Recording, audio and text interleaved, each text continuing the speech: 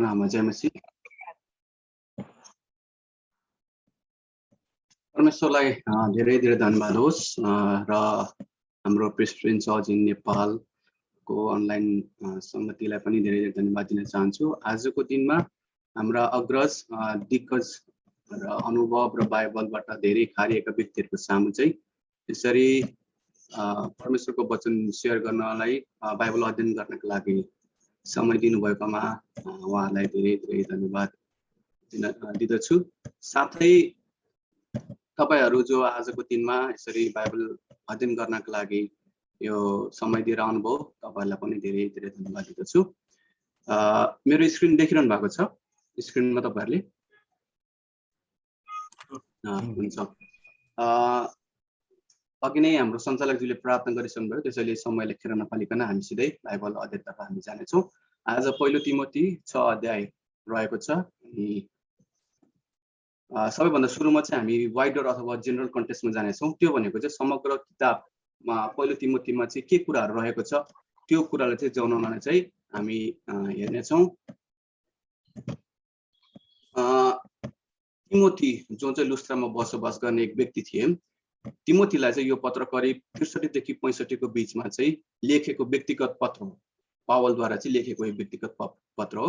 1 तिमोथी 3 को 1 को 3 मा हेर्यो भने चाहिँ पावलले यो पत्र लेख्नुभन्दा अगाडि नै सेवकाई गर्नलाई चाहिँ तिमोथीलाई चाहिँ एफिससमा पठाएको हामी पाउँदछौँ। भनेपछि यस पत्रको पृष्ठभूमि हेर्ने हो भने चाहिँ यसले त्यहाँ भएका स्थानीय चर्चको जीवनको बारेमा चाहिँ हामी वर्णन गरेको हामी पाउँछौँ। अनि यसमा पावल प्रेरितद्वारा दिएको प्रार्थनाको प्राथमिकता, सार्वजनिक आराधनामा लिङ्गको भूमिका, चर्च र राज्यको बीचको सम्बन्ध, विश्व सुसमाचारको लागि बाइबलीय आधारहरूको बारे निर्देशन गरेको चाहिँ हामी पाउँदछौँ। त्यसैगरी अर्को पदमा हेर्यो भने चाहिँ यसका साथै पावल प्रेरितले स्थानीय चर्चको कसरी नेतृत्व गर्ने, पादरी हुनको लागि चाहिने योग्यता, उसले गर्नुपर्ने काम कर्तव्यहरू, चर्चमा भएका व्यक्तिहरूलाई कसरी नेतृत्व गर्ने र अन्य बारेमा पनि वर्णन गरेको हामी पाउँदछौँ। यसबाहेक सृष्टिको सिद्धान्त, चर्च र सामाजिक कार्यको सिद्धान्त, पादरीहरूको पारिश्रमिक र अनुशासन, चर्चमा रहेका विभिन्न व्यक्तिहरूलाई सरसल्लाहको बारेमा पनि हामी पाउँछौँ। त्यसकारण यस पत्रलाई पास्टोरियल पत्र पनि भन्दछ। यो रहेको छ 1 तिमोथीको चाहिँ जेनरल अथवा वाइडर कन्टेक्स्ट। समग्रमा यो यस पत्रमा चाहिँ पाउने कुराहरू यति नै हो। त्यसपछि अर्को आयो इमिडिएट कन्टेक्स्ट अफ च्याप्टर 6 भनेको चाहिँ अध्याय 6 सुरु हुनु के कारणले भएको छ अथवा सुरु हुँदाखेरि चाहिँ के भएको छ भनेर चाहिँ यहाँ रहेको छ। यो अध्याय 6 चाहिँ कसरी सुरु भएको छ भन्दाखेरि 1 तिमोथी अध्याय 6 को 1 र 2 पद चाहिँ अध्याय 5 को अन्तिम भाग हो, जसमा पावलले तिमोथी र चर्चमा भएका विभिन्न समूहहरूलाई निर्देशन गरेको पाउँछौँ। जस्तै कि 5 को 3 देखि 16 मा चाहिँ विधवाहरूलाई निर्देशन गरेको हामी पाउँछौँ। अनि 5 को 17 देखि 25 मा चाहिँ एल्डरहरूलाई चाहिँ निर्देशन गरेको पाउँछौँ भने चाहिँ त्यसलाई क्रमशः गर्दै 6 को 1 र 2 मा चाहिँ दासहरूलाई चाहिँ निर्देशन गरेको चाहिँ हामी पाउँछौँ। अब हामी चाहिँ हाम्रो बाइबल पदहरू अब चाहिँ हेर्नेछौँ। 1 र 2 मा हेर्नेछौँ। यो चाहिँ नेपाली न्यू रिभाइज भर्सनबाट चाहिँ लिएको पदहरू हो। तपाईहरु आफ्नो बाइबल जुन भर्जनमा हुनुहुन्छ, जुनमा लेखेको छ त्यो लिन सक्नुहुन्छ। 1 र 2 मा यसरी लेखेको छ, दासत्वका जुवामुनि हुने सबैले आफ्ना मालिकलाई पूरा सम्मानको योग्य ठानुन्, ताकि परमेश्वरको नाम र हाम्रो शिक्षाको बदनामी नहोस्। 2 मा विश्वासी मालिकहरूलाई तिनका कमाराहरूले विश्वासमा दाजुभाइ भन्दैमा अनादर नगरून्, बरु तिनीहरूले उनीहरूको झन बढी सेवा गरून्, किनभने तिनीहरूका सेवाबाट लाभ पाउनेहरू विश्वासी र प्रियहरू नै हुन्। यी कर्तव्यहरू पालन गर्न सिकाऊ र आग्रह गर भनेर चाहिँ तिमोथी 6 अध्यायको 1 र 2 पदमा हामी पाउँछौँ। अब यहाँनिर हेरौँ, यो दासत्व भन्ने जुन शब्द रहेको छ, यो चाहिँ किन दासत्व लेखेको भन्ने कुरा चाहिँ हामी हेर्नेछौँ। दास, यहाँ दास शब्द चाहिँ ग्रीक भाषाको डुलोसबाट चाहिँ आएको छ, जसको अर्थ दास अथवा नोकरको रूपमा चाहिँ प्रयोग गरिन्छ। भनेपछि यसको दुईटा मिनिङ रहेको छ, एउटा दास एउटा नोकर। अनि कतिपय बाइबल विद्वानहरूले चाहिँ अनि बाइबल अनुवाद गर्नेहरूले चाहिँ दास पनि प्रयोग गरेको पाउँछौँ र नोकर पनि शब्दको चाहिँ प्रयोग गरेको हामी पाउँछौँ। तर यो दुई शब्दमा चाहिँ अलिकति फरक, अलिकति भिन्नता रहेको छ है।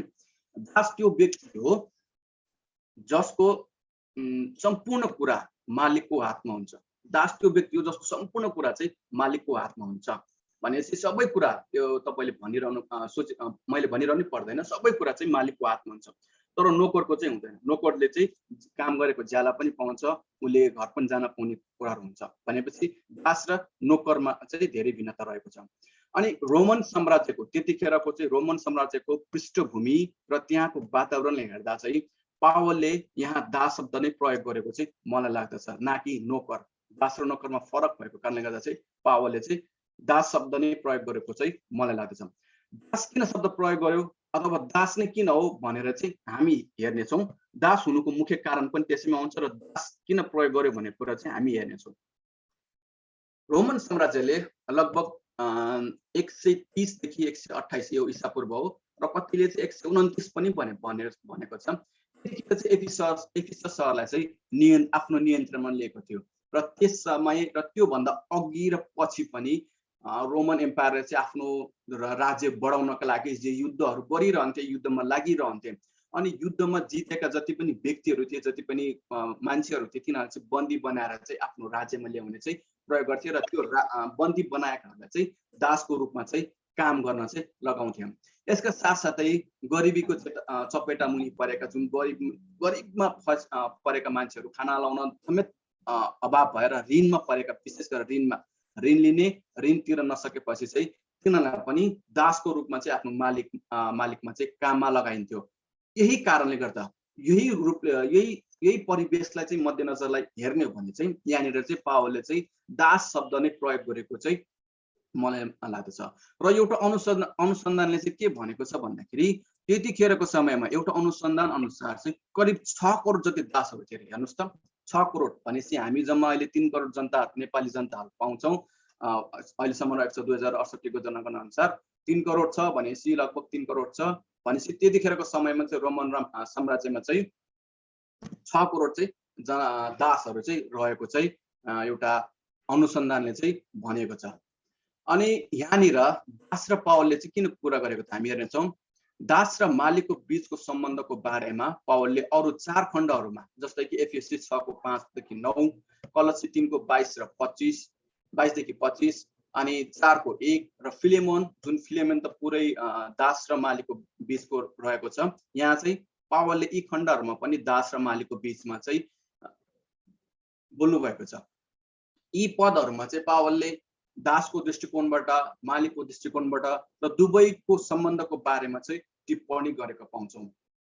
भनेपछि पावलले चाहिँ दास र मालिक यी 4वटा खण्डहरूमा भनेको कारणले गर्दा चाहिँ कतिपय मान्छेहरूले अथवा कतिपय बाइबल विद्वानहरूले चाहिँ के भन्छ भन्दाखेरि पावलले चाहिँ दास प्रथालाई चाहिँ उक्साएको छ अथवा त्यसलाई चाहिँ मान्यता दिन्छ, पावलले चाहिँ मान्यता दिन्छ भनेर चाहिँ उनीहरूले आफ्नो वचनमा आफ्नो व्यक्तिगत विचारधारा चाहिँ पोख्ने गर्दछन्। तर हामीले सदैव याद गरौँ कि पावलले कुनै पनि पत्रमा चाहिँ दास प्रथालाई चाहिँ समर्थन गरेको हामी पाउँदैनौँ। त्यस समयमा दासदासीहरूको संख्या धेरै भएकोले तिनीहरूको सम्बन्धको बारेमा र त्यसबाट परमेश्वरको महिमा र प्रसार हुनको लागि लेख्नलाई नै उहाँले चाहिँ यो खण्डहरूमा चाहिँ दास र मालिकको बारेमा चाहिँ टिप्पणी गरेको हामी पाउँदछौँ। यो कुरा हामी याद गरौँ। अब चाहिँ हामी यो 6 को 1 र 2 मा हामी जानेछौँ। अब यहाँ 6 को 1 र 2 मा मैले चाहिँ यसलाई चाहिँ शीर्षक स्वरूप सम्मानसँग सेवा गर भनिएको छ। यहाँनिर हामी 6 को 1 अध्यायमा हेर्नेछौँ। पहिला अध्याय 6 को 1 पदले विश्वासी दासले अविश्वासी मालिकसँग गर्नुपर्ने व्यवहारलाई वर्णन गर्दछ भन्ने कुरा रहेको छ। भनेपछि त्यतिखेरको समयमा जुन विश्वासी दासहरू थिए, जुन अविश्वासी मालिकहरूसँग चाहिँ उनीहरूले आफूले गर्नुपर्ने काम कर्तव्यहरू के छन्, आफ्नो व्यवहारहरू के छन्, त्यो कुरालाई चाहिँ पावल प्रेरितले चाहिँ भनेको छ। यही कुरा चाहिँ हामी कलसी 3 को 22 देखि 25 मा पनि पाउँछौँ। 3 को 22 देखि 25 सम्म पनि पाउँछौँ। म तपाईहरुलाई पढेर सुनाइदिन्छु। 22 देखि 25 सम्म हेर्नुस् है। कमारा हो, प्रत्येक कुरामा यस संसारमा आफ्ना मालिकहरूलाई आँखाका अगाडि खुसी तोलाउने मात्र होइन, तर साँचो हृदयले प्रभुको डर राखेर तिनीहरूका अधीनमा बस। तिमीहरू जे गर्छौ दिलो जानले गर्ने गर, मानिसको होइन तर प्रभुको सेवा गरे जस्तै। यो जानेर कि तिमीहरू आफ्ना उत्तराधिकार इनामको रूपमा पाउनेछौ। तिमीहरू प्रभु ख्रीष्टको सेवा गरिरहेको छौ भनेर चाहिँ यहाँनिर हामी यति समय राख्न सक्छौँ। अनि 25 मा लेख्छ किनकि आफूले गरेका कुकर्मको फल कुकर्मले पाउनेछ र यसमा पक्षपात हुँदैन भनेर चाहिँ पावलले चाहिँ कलोसीको 3 को 22 मा पनि यसरी उल्लेख गरेको छ। भनेपछि एउटा दासले, एउटा क्रिस्चियन दासले आफ्नो गर्नुपर्ने काम कर्तव्यहरू के छन् त्यसमा चाहिँ दिलो ज्यान लगाएर चाहिँ काम गर भनेर चाहिँ पावलले चाहिँ दासहरूलाई भनेको छ। यति मात्र भनेको छैन, किन त्यसरी गर भनेर चाहिँ उसले फेरि तलपट्टि लेखेको छ। किन गर भनेर भन्दाखेरि दासलाई शिक्षा, यो शिक्षा दिनुको मुख्य कारण किन हो भन्दाखेरि परमेश्वरको सुसमाचारको विपरीत नहुनको लागि हो। परमेश्वरको सुसमाचारको विपरीत नहुनको लागि हो। त्यतिखेरको समयमा चाहिँ विश्वासी मालिकहरूलाई चाहिँ आफूले गर्नुपर्ने कामहरू राम्रोसँग गरेर उनीहरूलाई चाहिँ उनीहरूको व्यवहारबाट नै क्रिस्चियन हो, परमेश्वरको सेवकहरू हो भनेर देखाउनका लागि चाहिँ पावलले त्यतिखेरको विश्वासी दासहरूलाई अविश्वासी मालिकहरू प्रति गर्ने काम कर्तव्यको बारेमा चाहिँ यसरी भनेको छ। र यहाँनिर चाहिँ पावलले चाहिँ रोमी 2 को 24 लाई लिएर भनेको छ, जुन म तपाईहरुको माझमा पढ्नेछु। 2 को 24 मा यसरी लेखिएको छ, किनभने लेखेको छ अन्य जातिहरूका बीचमा परमेश्वरको नाउँ तिमीहरूद्वारा नै निन्दित भएको छ भनेर लेखेको छ। हेर्नुस् है, किनभने लेखेको छ अन्य जातिहरूका बीचमा परमेश्वरको नाउँ तिमीहरूद्वारा नै निन्दित भएको छ भनेर चाहिँ रोमीको 2 को 24 मा हामी पाउँछौँ। यो फेरि पावलले चाहिँ कहाँबाट लिएको भन्दाखेरि एसायाबाट लिएको। उसले त्यसै पनि लेखेको हैन, उसले चाहिँ एसायाको 52 को 5 बाट चाहिँ उसले लिएर त्यहाँबाट लिएर चाहिँ आफ्नो रोमीको पुस्तकमा चाहिँ लेखेको थियो। अनि फेरि यो एसाया 52 को 5 मा के भनेको छ भन्दाखेरि हेर्नुस् है, अनि अब मेरो यहाँ के छ र, परमप्रभु भन्नुहुन्छ, किनकि मेरो प्रजा सित्तैमा लग्यो र तिनीहरूलाई शासन गर्नेहरू तिनीहरूको ठट्टा गर्छन्। परमप्रभु भन्नुहुन्छ, दिनभरि मेरो नाउँ निरन्तर निन्दित भइरहेछ। हेर्नुस् है, दिनभरि मेरो नाउँ निरन्तर निन्दित भइरहेछ। यो चाहिँ परमेश्वरका जनहरूले गरेका निन्दित कार्यहरू गरेको कारणले गर्दा चाहिँ परमेश्वरको नाम चाहिँ निन्दित भइरहेको छ भनेर पावल प्रेरितले आफ्नै पुस्तकमा जुन रोमीको 2 को 24 मा लेखेको थियो, त्यही कुरालाई चाहिँ पावलले फेरि यहाँ 1 तिमोथीको 6 को 1 मा पनि यसरी लेखेको छ, किनकि दासहरूद्वारा नै परमेश्वरको नाम निन्दित नहोस्, परमेश्वरको सुसमाचार चाहिँ नबिग्रियोस्, ननासियोस्, तर त्यसबाट चाहिँ राम्रो होस् भनेर चाहिँ जुन विश्वासी दासहरू छन् तिनीहरूलाई चाहिँ यसरी चाहिँ पावलले अर्थ दिएको हामी पाउँछौँ। यो चाहिँ 1 मा रहेको छ। अब 2 मा चाहिँ हामी हेरौँ, हेर्नुस् है, यहाँ 2 मा रहेको छ, विश्वासी मालिकहरूलाई तिनीहरूका कमाराहरूले विश्वासमा दाजुभाइ भन्दै अनादर नगरून् भनेर जुन लेखेको छ, हामी 2 मा जानेछौँ। यो पदमा चाहिँ के हो भन्दाखेरि त्यतिखेरको समयमा विश्वासी दास र विश्वासी मालिक बीचमा है, यसमा चाहिँ अविश्वासी हैन, विश्वासी दास र विश्वासी मालिकको बीचमा गर्नुपर्ने काम कर्तव्यहरू छन्। त्यो चाहिँ सुमधुर हुनका लागि चाहिँ यसमा चाहिँ पावलले चाहिँ बताउँदछ। विश्वासी दासलाई विशेष गरेर विश्वासी दासलाई भन्दछ, जसको मालिक चाहिँ विश्वासी नै छन्। किन भनेको भन्दाखेरि गलाती 3 को 28 मा के भनेको छ, किनकि न त कोही ज्युज न त कोही जेन्टाइल सबैजना प्रभु येशू ख्रीष्टमा एक समान छ भनेर चाहिँ स्वयं पावलले नै शिक्षा दिएको थियो। त्यही शिक्षाको कारणले गर्दा धेरै भन्दा धेरै दासहरूले चाहिँ आफूले गर्नुपर्ने काम कर्तव्यहरू नगरिकन, जिम्मेवारीहरू नगरिकन, मालिकलाई गर्नुपर्ने आदरहरू नगरेको कारणले गर्दा चाहिँ उनीहरूले चाहिँ सबैजना एक समान हो, सबैजना बराबर हो, दास पनि छैन, मालिक पनि छैन, यहाँ यहुदी पनि छैन, यहाँनिर जेन्टाइलहरू पनि छैन, अन्य जातिहरू पनि छैन, सबैजना एक समान हो भनेर उनीहरूले गर्नुपर्ने काम गरेन। यही कारणले चाहिँ पावलले चाहिँ यहाँ तिमोथी 6 अध्यायको 2 मा चाहिँ यसरी लेखेको छ कि विश्वासी मालिकहरू प्रति विश्वासी दासहरूले चाहिँ अनादर नगरून्, उनीहरूले आफ्नो काम कर्तव्यहरू पनि काम कर्तव्यहरू राम्रोसँग गरेर उनीहरूलाई पनि आदर गरौँ भनेर चाहिँ यहाँनिर चाहिँ अर्थ दिएको हामी थाहा पाउँछौँ। अनि यहाँनिर चाहिँ विशेष गरेर चाहिँ पावलले जुन एफिसियस 6 को 5 देखि 9 र कलोसी जुन अघि हामीले पढिसकेका छौँ, कलोसी 3 को 22 देखि 25, यही कुरालाई पनि यहाँनिर चाहिँ हामी पावलले चाहिँ जोड दिएको हामी थाहा पाउँछौँ। अनि एफिसियसमा पनि कमारा र मालिकहरूको बीचमा भएका कुराहरू चाहिँ लेखेको छ। म तपाईहरुलाई पढेर सुनाउने छु। एफिसियस 6 को 5 देखि 9।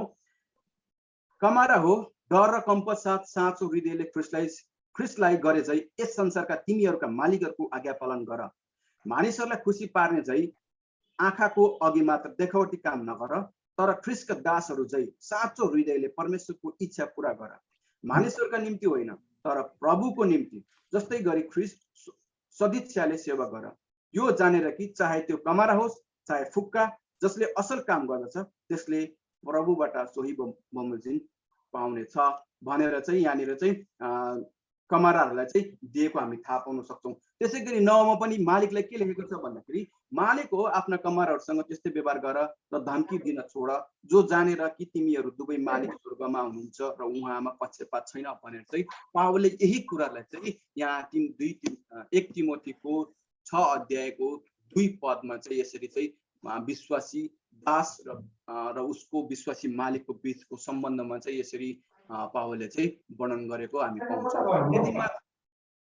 यति मात्र नभएर चाहिँ पावलले के गरेको छ भन्दाखेरि हेर्नुहोस् है, पावलले आफू स्वयंलाई र विश्वासीहरूलाई विशेष गरी अगुवाहरूलाई परमेश्वरको दास भनेर चाहिँ तितसको 1:1 मा र 2 तिमोथीको 2:24 मा पनि भनेको पाउँछौँ। यो चाहिँ विशेष गरेर चाहिँ यही तिमोथीमा रहेका विश्वासी दासहरूलाई चाहिँ उनीहरूलाई चाहिँ सपोर्ट गर्नका लागि, उनीहरूलाई अझ अगाडि बढाउनको लागि चाहिँ पावलले चाहिँ यसरी प्रयोग गरेको हामी पाउँदछौँ। अनि अब हामी पद 3 तिर जाउँ। यहाँनिर लेखेको छ पद 3 मा, यदि कसैले अरू सिद्धान्त सिकाउँछ र हाम्रा प्रभु येशू ख्रिस्टको उचित वचन र ईश्वर भक्ति अनुसारको शिक्षासँग सहमत हुँदैन भने भनेको छ। मैले 3 लाई मात्र यसरी फेरि छुटाएको छु, झुटो शिक्षा भनेर। यहाँनिर हेर्नु है, तब झुटो शिक्षाको बारेमा अलिकति हेर्नेछु। यहाँ जुन अरू सिद्धान्त रहेको छ त्यसलाई चाहिँ मैले झुटो शिक्षाको रूपमा राखेको छु र यो झुटो शिक्षा पनि हो। हामी यसरी हेर्नेछौँ, एफेसिस जहाँ तिमोथी बसोबास गर्थे एक प्रमुख व्यापारिक केन्द्र र व्यापारिक बन्दरगाह थियो। यो चाहिँ हामी त्यस समयको जमानालाई हेर्नेछौँ। जुन एफेसिस रहेको छ त्योलाई त्यसको ठाउँको वातावरण र त्यहाँ के भएको कुरा चाहिँ हामी हेर्नेछौँ। अनि त्यसपछि अरू सिद्धान्त यहाँ पावलले किन युज गरेको अरू सिद्धान्त भनेर अनि थाहा पाउनेछौँ। हेर्नु है, अब एफेसिस चाहिँ एउटा व्यापार केन्द्र थियो अनि यो व्यापारिक बन्दरगाह थियो। त्यस समयमा यस ठाउँमा आर्मेटिस देवीको एउटा चाहिँ देवीको मन्दिर थियो। यहाँ चाहिँ यिनीहरूले चाहिँ पूजा आजा गर्थे। यो आर्मेटिसको चाहिँ धेरै मात्रामा पूजा आजा गर्थे।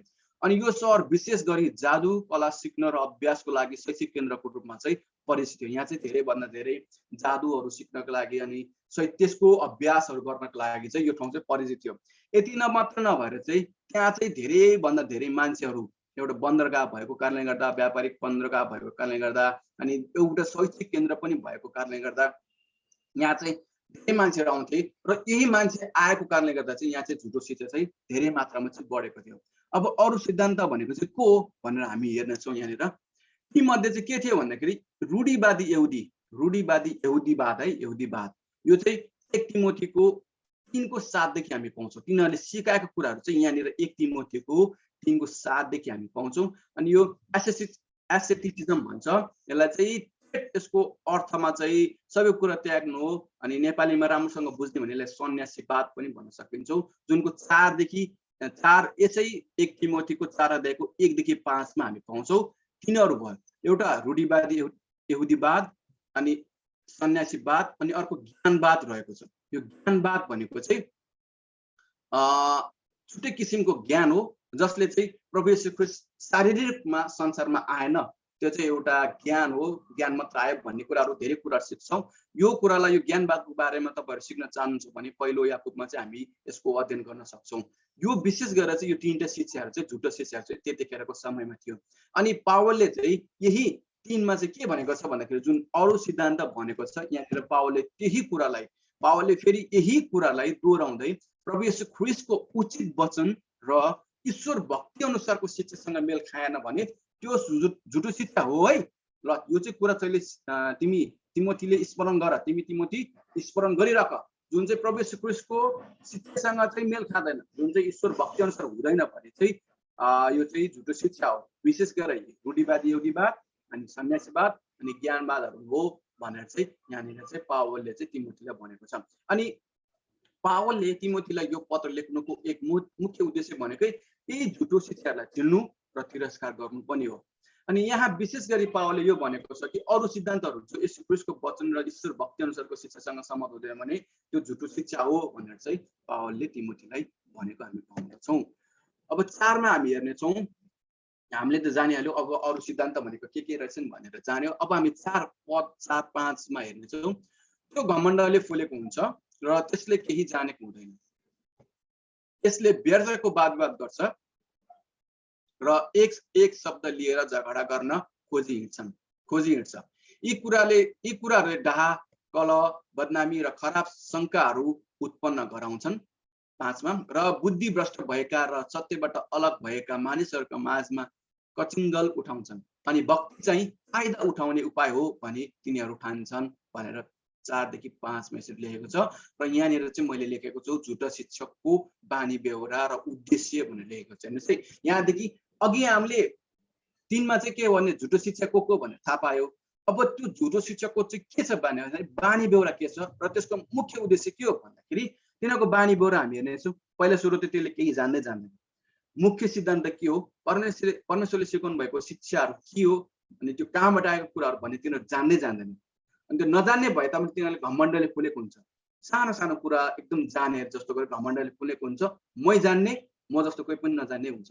अनि अर्को चाहिँ व्यर्थको वादविवाद गर्छन्। व्यर्थको वादविवाद गर्छन् भनेको जुन अघि ज्ञानवाद जस्तै प्रभु येशू ख्रीष्ट शरीरमा आएको छैन भनेर उनीहरूले व्यर्थको काममा लाग्ने चाहिँ वादविवादहरू चाहिँ उनीहरूले गर्दछन्। अनि झगडा गर्न खोज्छन् एउटा पदलाई लिएर अथवा काकाको शिक्षालाई लिएर चाहिँ उनीहरूले झगडा गर्न खोज्छन्। यो होइन, यो हो, यो होइन, यो हुन्छ हुँदैन भनेर चाहिँ झगडा गर्न खोज्छन्। र अर्को कुरा चाहिँ यहाँनिर चाहिँ हेर्नु चाहिँ भक्ति चाहिँ फाइदा उठाउने उपाय र सेवकाई चाहिँ फाइदा उठाउने उपाय हो भनी ठान्छन्। अब यो सेवकाई गर्यो, यसबाट व्यक्तिगत लाभको लागि पनि उनीहरूले चाहिँ सोध्दछन्। र अहिले थपिहाल्नु मैले फास्ट भन्नु नपर्ने हो। अहिलेको समयमा पनि धेरैभन्दा धेरै मानिसहरू यही कुरालाई फाइदा उठाउने चाहिँ कुरालाई चाहिँ उठाइरहेको छ। नेपालमा पनि धेरै मात्रामा हामी पाउँछौँ। यो सेवकाई गरेर चाहिँ एउटा फाइदा उठाउने उपाय हो भनेर चाहिँ उनीहरूले लिन्छन्। यो सबै चाहिँ के हो भन्दाखेरि झुटो शिक्षकको बानी बेहोरा र उद्देश्य, जुन अघि हामीले झुटो शिक्षकको बारेमा थाहा पाइसकेका छौँ। तिनीहरूको बानी बेहोरा र उद्देश्य रहेको छ। अब हामी 6 पदमा हामी जानेछौँ। सन्तुष्टि सहितको भक्ति नै ठुलो लाभ हो भनेर चाहिँ यहाँनिर 6 मा रहेको छ। र मैले यसलाई चाहिँ एक पदलाई मात्र यहाँ गर्न खोजेको छु, प्रश्न खोजेको छु। सन्तुष्टसँग भक्ति गर भनेर चाहिँ रहेको छ। अब भक्ति भनेको के हो भने पहिला हामी हेर्नेछौँ। यो ग्रीक शब्द युसेबियाबाट आएको हो, जसको अर्थ परमेश्वर प्रति समर्पित भई श्रद्धेय जीवन जिउनु अनि अरूहरू प्रति आदरणीय जीवन बिताउनु। हेर्नुहोस् है, ग्रीकको मूल शब्द भनेको युसेबियाबाट आएको हो र यसको मुख्य अर्थ भनेको परमेश्वर प्रति समर्पित भई श्रद्धेय जीवन जिउनु र अरूहरू प्रति चाहिँ आदरणीय जीवन जिउनु हो। अनि यसको मतलब चाहिँ हाम्रो जीवनको हरेक कुराहरूमा जस्तै स्वभाव भयो, बोलीचाली भयो, चालचलन भयो, सम्मान भयो र सबै पक्षमा चाहिँ ख्रीष्ट देखाउनु हो।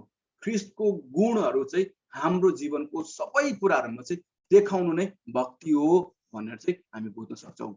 अनि एउटा भनाइ छ, मान्छेको 3वटा मुखौटा हुन्छ, 3वटा मुखौटा हुन्छ। अनि जसमा चाहिँ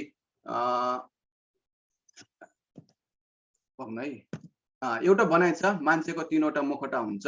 एउटा चाहिँ परिवार आफन्तहरूसँग माझमा देखाउने, अनि अर्को चाहिँ एउटा चाहिँ आफन्त साथीभाइहरूलाई देखाउने, अनि अर्को चाहिँ परिवारलाई देखाउने, र अन्तिम चाहिँ आफ्नो भित्री स्वरूप हुन्छ। मान्छेको 3टा मुखौटा हुन्छ। एउटा अरू मान्छेहरूलाई देखाउने, त्यसको बानी स्वभाव चालचलन कुराहरू, अनि एउटा परिवारलाई देखाउने हुन्छ अरे, अनि एउटा चाहिँ आफ्नो भित्री स्वरूप हुन्छ अरे। हो, यो 3टै मुखौटामा 3टै कुराहरूमा चाहिँ परमेश्वरको अथवा ख्रीष्टको चालचलन देखाउनु नै भक्ति हो भनेर चाहिँ भनिन्छ। त्यसपछि हामी जानेछौँ जुन सन्तुष्ट सहितको भनेको छ। अब यो सन्तुष्ट भनेको चाहिँ के हो हामी हेर्नेछौँ। यहाँ सन्तुष्टको लागि ग्रीक शब्द औटार्कियाको प्रयोग गरेको छ, जसको अर्थ हो पूर्ण आत्मसन्तुष्टि हुन्छ। आत्मसन्तुष्टि भित्रबाट नै सन्तुष्टि, भित्रबाट नै सबै कुरा भएको अनुभव हुनु हो। मनको त्यो आनन्द हो यो सन्तुष्टि भनेको, जुन बाहिरी कुराहरूबाट चाहिँ स्वतन्त्र भई खुसी हुनु हो। बाहिरी कुराबाट स्वतन्त्र भई, बाहिरी कुराहरू हामी सबैलाई थाहा छ। मनमा शान्ति, सुख, चैन, चिन्ता मुक्तको रूपमा यसलाई पनि हामी लिन सक्छौँ। अर्को भाषामा भन्नुपर्दा पूर्ण आत्मनिर्भरता हुनु हो। पूर्ण आत्मनिर्भरता हुनु हो। सन्तुष्टि चाहिँ कहिले बाहिरी वस्तुबाट चाहिँ आउँदैन भनेर चाहिँ बार्केले चाहिँ भनेको थियो। यो कुरा चाहिँ उसले भनेको थियो। भनेपछि सन्तुष्ट भने के भन्दाखेरि बाहिरी कुराहरूबाट प्राप्त गर्न सकिँदैन। बाहिरी कुराहरूबाट टाढा भएर मनमा त्यो आनन्द आउनु, त्यो सुख आउनु, त्यो चिन्तामुक्त, कुनै पनि टेन्सन छैन, सबै कुराहरू चाहिँ पर्याप्त मात्रामा छ, पुग्दो छ भनेर आत्मसन्तुष्टि हुनु नै सन्तुष्टि हो भनेर चाहिँ यहाँनिर चाहिँ प्रयोग गरेको छ। भनेपछि पावलले सन्तुष्टि सहित जुन भक्ति गर भनेको छ, केही कुरा यदि कोही मान्छे यसरी आत्मसन्तुष्टि भएर बाहिरी कुराहरूबाट चाहिँ प्रभावित नभएर बाहिरी कुरालाई केही पनि नलिएर मनमा सुख शान्ति भएर चाहिँ परमेश्वरको जीवन, परमेश्वरको चाल, परमेश्वरको गुणहरू हाम्रो चालचलनमा, हाम्रो बाणी व्यवहार, हाम्रो हरेक कुरामा देखाउनु चाहिँ ठुलो लाभ हो भनेर चाहिँ पावलले यहाँ भनेको छ। यहाँ पावलले सन्तुष्टि, त्यही सन्तुष्टि सहित भक्ति गरेमा चाहिँ त्यो नै ठुलो लाभ हो भनेर चाहिँ भन्नुभएको छ। अब हामी पद 7 मा जानेछौँ। किनकि हामीले न त यस संसारमा केही ल्यायौँ, न त यहाँबाट केही लैजान नै सक्छौँ।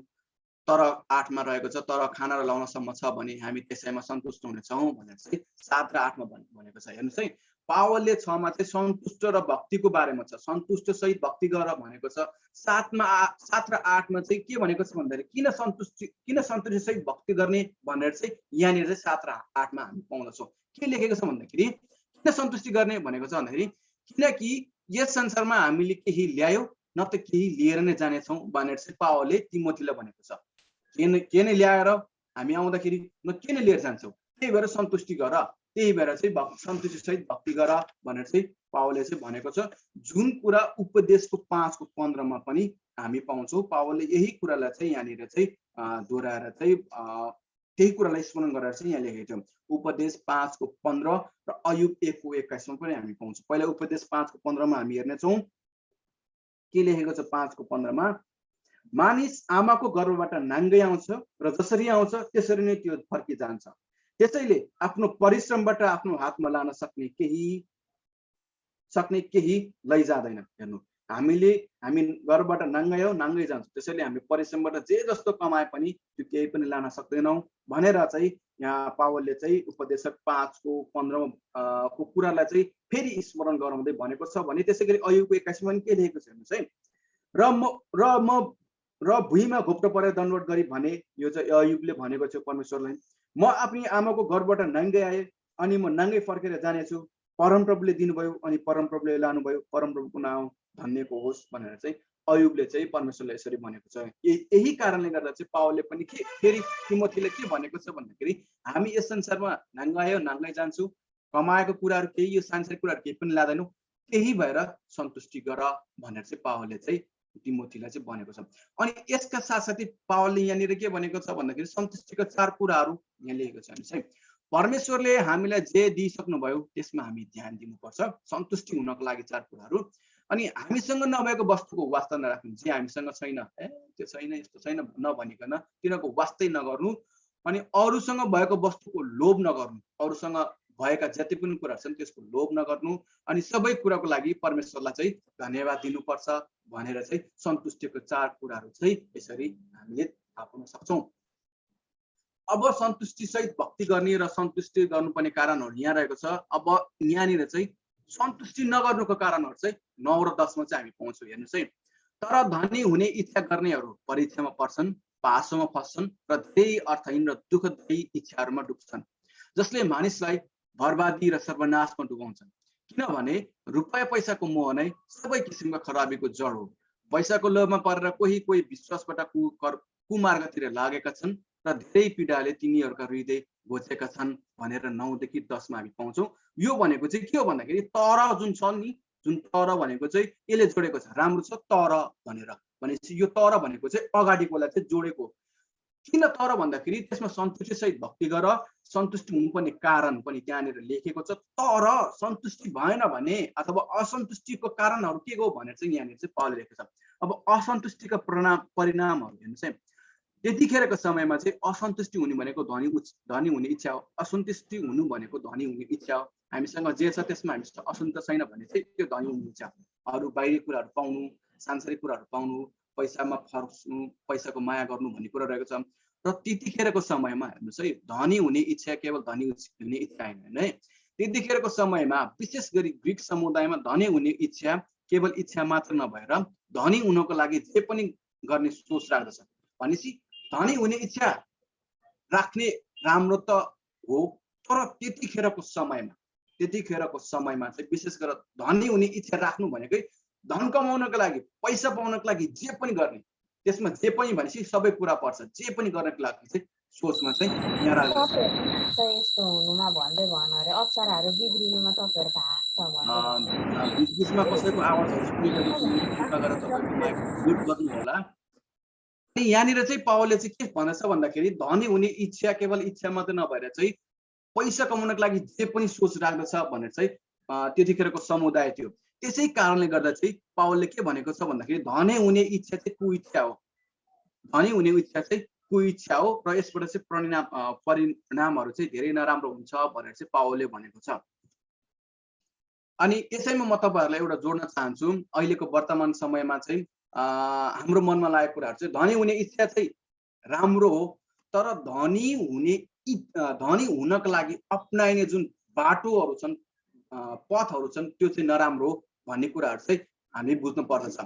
अनि यहाँ पावलले के भनेको छ, यदि धनी हुने इच्छा छ भने तिनीहरू केमा पर्छ भन्दाखेरि परिणामहरू चाहिँ के हुन्छन् भन्दाखेरि पासमा पर्छन् भनेको छन्, परीक्षामा परीक्षामा पर्छन् भनेको छन्। भनेपछि धन कमाउनको लागि जति पनि अप्नाइन्छन् बाटोहरू छन्, जे पनि गर्न खोज्छन्, त्यो भनेको चाहिँ परीक्षा हो।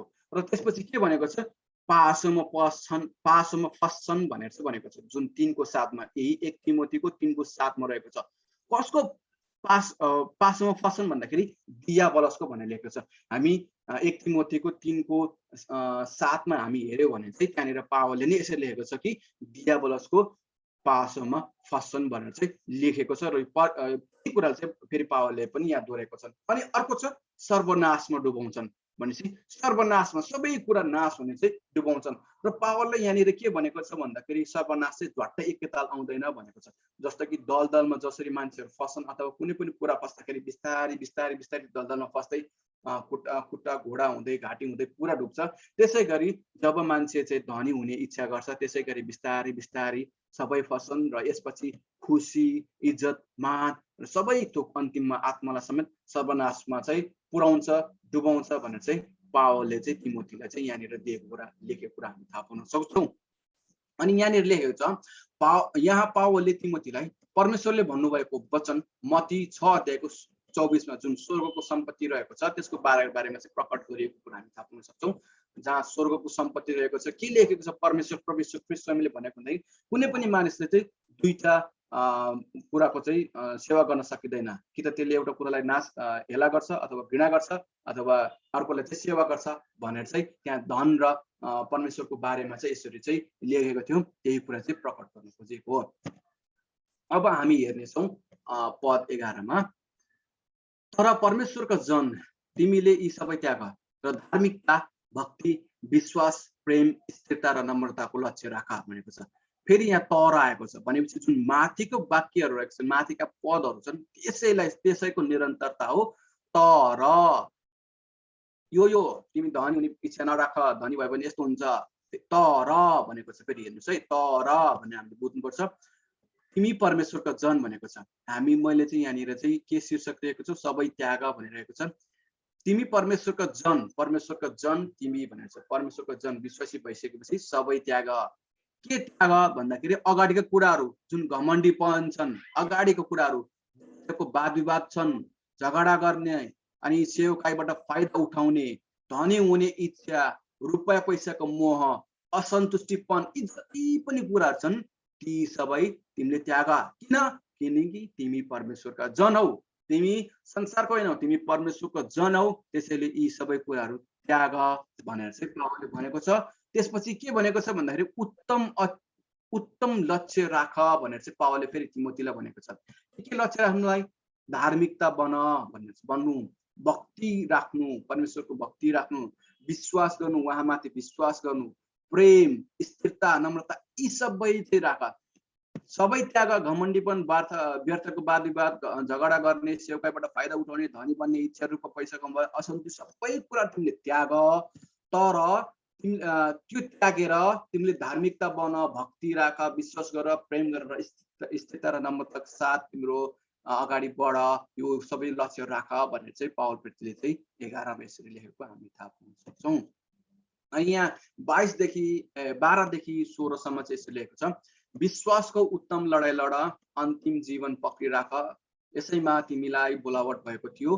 जब तिमीले धेरै साक्षीहरूका उपस्थितिमा तिम्रो विश्वासको असल साक्षी दिएका थियौ, सबै थोकलाई जीवन दिनुहुने परमेश्वर र पन्तियस पिलातसको अगाडि गवाई दिनुहुने ख्रीष्ट येशूको सामने म तिमीलाई आदेश दिदछु कि प्रभु येशू ख्रीष्ट देखा नपरुन्जेल यस आज्ञालाई कलङ्क र अपवादबाट अलग राख। अनि धन्य र सर्वोच्च राजाहरूका महाराजा परमप्रभुले उचित समयमा ख्रीष्टको आगमनलाई प्रकट गर्नुहुनेछ। उहाँमा नै अमरत्व छ र उहाँ त्यस ज्योतिमा वास गर्नुहुन्छ जसको नजिक कोही जान सक्दैनन्। उहाँलाई कुनै मानिसले कहिल्यै देखेको छैन, न देख्न सक्छ। उहाँलाई नै आदर र पराक्रम सदा सर्वदा होस्, आमेन भनेर चाहिँ 12 देखि 16 सम्म हामी पाउँछौँ।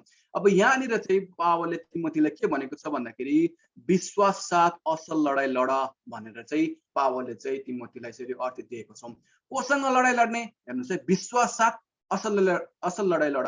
कोसँग लड्ने भन्दाखेरि माथि भनेका सबै कुराहरू के भनेका थिए, झुटा शिक्षक, झुटा शिक्षा, झुटा शिक्षकको बानी बेहोरा, उद्देश्य, धनी हुने चाहनाहरूसँग र समग्रमा भन्नुपर्दा दियाबलसँग चाहिँ लडाई लड्नको लागि विश्वास साथ लडाई लड भनेर चाहिँ यहाँनिर चाहिँ पावलले तिमोथीलाई भनेको छ। र कसरी लड्ने भनेर पनि यहाँनिर के लेखेको छ भन्दाखेरि परमेश्वरको बोलावटलाई आत्मसात गरेर विश्वासको असल साक्षी दिएर, जुन यहाँ हामी अगाडि पाउँछौँ विश्वासको असल साक्षी दिएर, त्यसै गरी अनन्त जीवन पक्रिराखेर समाएर कलङ्क र अपवादबाट अलग बसेर उहाँमा विश्वास गरेर चाहिँ असल लडाई लड भनेर चाहिँ पावलले तिमोथीलाई यसरी अर्थ दिएको हामी थाहा पाउँछौँ 12 देखि 16 सम्म।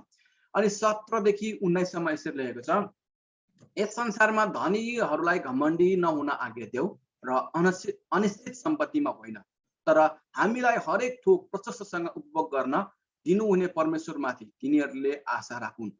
तिनीहरूले असल कार्य गरून् र असल कामहरूमा धनी उदारचित्त र दानी हुन्। यसरी आफ्नै लागि भविष्यको असल जग बसाल्न सकुन्, ताकि तिनीहरूले त्यो जीवन पक्रिराखुन् जो साँच्ची नै जीवन हो भनेर 17 देखि हामी 19 मा पाउँछौँ। यहाँनिर चाहिँ 17 देखि 19 मा चाहिँ के रहेको छ भन्दाखेरि धनीलाई सल्लाह भनेर चाहिँ मैले राखेको छु। हुन्छ, हामी धनीको बारेमा अलिकति यसको ब्याकग्राउन्ड पनि हेर्नेछौँ।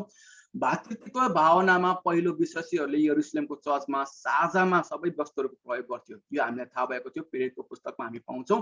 सबैजनाले एकै ठाउँमा साझा सबै सम्पत्तिहरू ल्याएर चाहिँ सबै रूपमा चाहिँ सबैले चाहिँ प्रयोग गर्थ्यो। तर कालान्तरमा चाहिँ यो प्रयास चाहिँ सफल भएन र यसलाई अगाडि भएन। समय बित्दै गयो, धेरै विश्वासी बढ्दै गयो, तर पछि गएर चाहिँ यसलाई चाहिँ अगाडि बढाउन सकेन। तर चर्चको पछिको इतिहासमा विशेष गरी पावलको अन्तिम पत्रमा हामीले स्पष्ट देख्न सक्छौँ कि कोही विश्वासीहरू आफ्नो सोच साधनको कारणले गर्दा केही हदसम्म धनी भएका थिए। पावललाई यो निश्चित थियो कि एफिससको मण्डलीमा पनि धनी व्यक्तिहरू थिए। त्यसैले पावलले तिमोथीलाई ती धनी व्यक्तिहरूलाई यो भन्नलाई आदेश दियो कि यदि उनीहरूले राम्रो काममा सहयोग गर्यो, दान गर्नको लागि तयार भयो भने आउँदो समयमा चाहिँ उनीहरूको जग राम्रो हुन्छ भनेर चाहिँ हामी 17 देखि 19 सम्म पाउँछौँ। यसलाई अझ विस्तृत रूपमा हामी हेर्नेछौँ। यस संसार भनेर जुन पावलले प्रयोग गरेको छ 17 मा, यस संसार भनेर पावलले चाहिँ केही अवधिको समयलाई भन्न खोजेको हो। मतलब प्रभु येशू ख्रीष्टको दोस्रो आगमन छिट्टै हुनेछ, अनि त्यो समयको लागि चाहिँ दोस्रो आगमनको लागि चाहिँ तिमीहरू तयार भएर रह, यो अहिलेको संसारको लागि चाहिँ होइन भनेर चाहिँ पावलले चाहिँ यो यस संसारमा चाहिँ भन्ने प्रयोग गरेका छन्।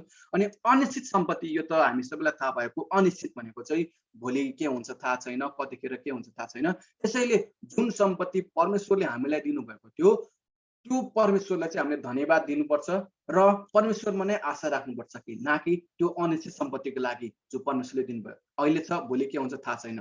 त्यसैले परमेश्वरले दिनुभयो, परमेश्वरलाई नै महिमा गर्नुपर्छ, परमेश्वरमा नै आशा राख्नुपर्छ। बाई गड फर गड भनेर चाहिँ परमेश्वरले दिनुभयो र परमेश्वरलाई नै महिमा गर्नुपर्छ भनेर चाहिँ पावलले यहाँनिर प्रयोग गरेको हामी पाउँछौँ। तर अनि यति मात्र नभएर चाहिँ पावलको यहाँ दिमागलाई हेर्ने हो भने, पावलको मुख्य कुरालाई हेर्ने हो भने चाहिँ के भनेको छ भन्दाखेरि, यहाँ पावलले सांसारिक र अंशिक सम्पत्ति धेरै भएकोहरूलाई भन्दा निम्न कुराहरू गर्ने व्यक्तिलाई भविष्यको धनी व्यक्तिको संज्ञा दिएको छ। हेर्नुहोस् है, धेरै सम्पत्ति, अहिले यो संसारमा धेरै सम्पत्ति छ, जसँग धेरै मात्र मेटेरियल्सदेखि लिएर पैसादेखि लिएर हरेक कुरा छ, तिनीहरूलाई धनी भन्दा अन्य कुराहरू गर्ने जुन व्यक्तिहरूले त्यो कुराहरू गर्छन्, त्यो कुरा हामी अहिले हेर्नेछौँ, त्यो कुराहरू गर्छन्, तिनीहरूले चाहिँ धनी व्यक्तिको संज्ञा दिएको छ। र यो कार्य चाहिँ धनी व्यक्तिलाई पनि गर्नको लागि चाहिँ यो कार्यहरू गर्नको लागि चाहिँ सबै व्यक्तिहरूलाई चाहिँ यहाँनिर चाहिँ आह्वान गर्दछ। भनेपछि कस्ता व्यक्तिहरूलाई धनी भनेको छ भन्दाखेरि असल कार्य गरौँ भनेर चाहिँ रहेको छ, जुन हामी अगाडि यहाँनिर देख्न सक्छौँ। असल कार्य भनेर चाहिँ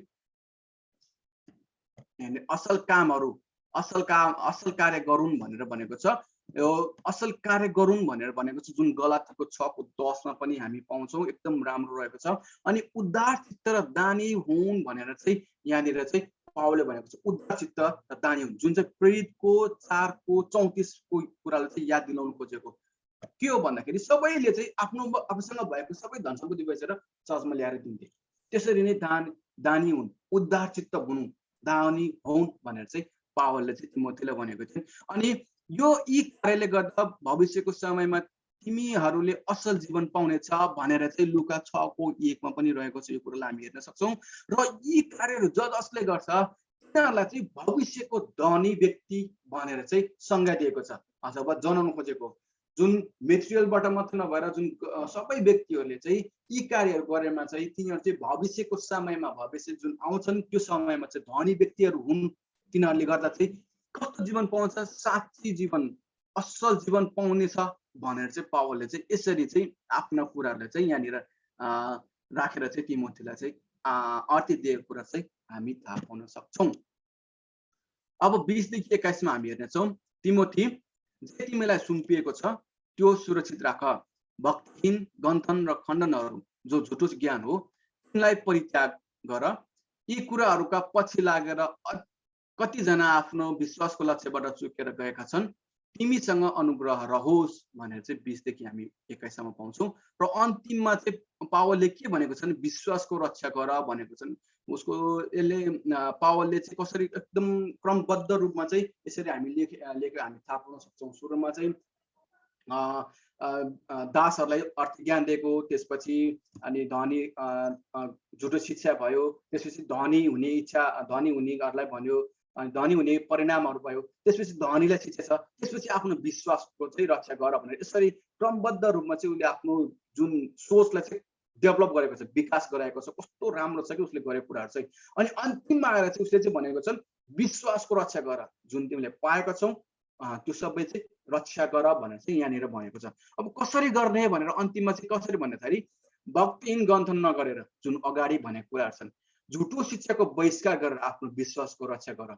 अनि काल्पनिक खण्डहरूलाई परित्याग गरेर, जुन ज्ञानवादले विशेष गरेर ज्ञानवादका झुटा शिक्षकहरूले गर्छन् तिनीहरूलाई परित्याग गरेर सन्तुष्टसहित भक्ति गरेर भनेको छन्। अनि असल लडाइँ लडेर यो चाहिँ यसरी चाहिँ गऱ्यो भने चाहिँ तिमीले चाहिँ आफ्नो विश्वासको रक्षा गर्न सक्छौ भनेर चाहिँ पावलले तिमोथीलाई अन्तिम 2 पदमा 20 र 21 पदमा चाहिँ यसरी विश्वासको रक्षा गर भनेर चाहिँ अर्थ दिएको कुरा चाहिँ हामी थाहा पाउन सक्छौँ। यसरी क्रमबद्ध रूपमा चाहिँ आफ्नो सोचलाई चाहिँ विकास लेखिएर चाहिँ अन्तिममा चाहिँ सबै कुराको चाहिँ रक्षा गर, जुन तिमीले पाएका छौ ती कुराहरूलाई रक्षा गर। कसरी गर्ने भन्दाखेरि त्यो झुटो शिक्षादेखि लिएर झुटो शिक्षक अनि तिनीहरूको उद्देश्य अनि पैसाबाट मोहमायाबाट चाहिँ टाढा रहने अनि धनीलाई अति उपदेश सबै कुराहरूबाट चाहिँ यो कुरालाई आफ्नो साथ गरेर चाहिँ तिम्रो आफ्नो विश्वासको रक्षा गर भनेर चाहिँ पावलले तिमोथीलाई यसरी अर्थ दिएको कुरा हामी थाहा पाउन सक्छौँ। हुन्छ, परमेश्वरले तपाईँ र तपाईँको परिवारलाई प्रशस्त मात्रामा आशीष दिनुभएको होस्।